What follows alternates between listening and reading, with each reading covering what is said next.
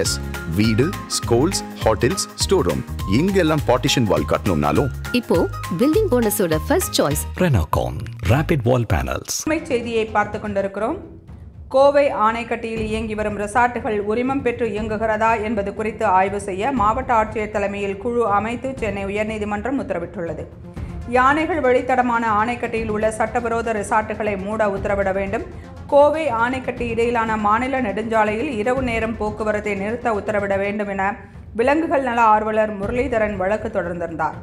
மசினக்குடியில் இயங்கி வந்த சட்டவிரோத ரிசார்ட்டுகள் மூடப்பட்டதைத் தொடர்ந்து ஆணைக்கட்டி பகுதியில் ரிசார்ட்டுகள் சட்டவிரோதமாக துவங்கப்படுகின்றன என மனுதாரர் முரளிதரன் தெரிவித்தார்.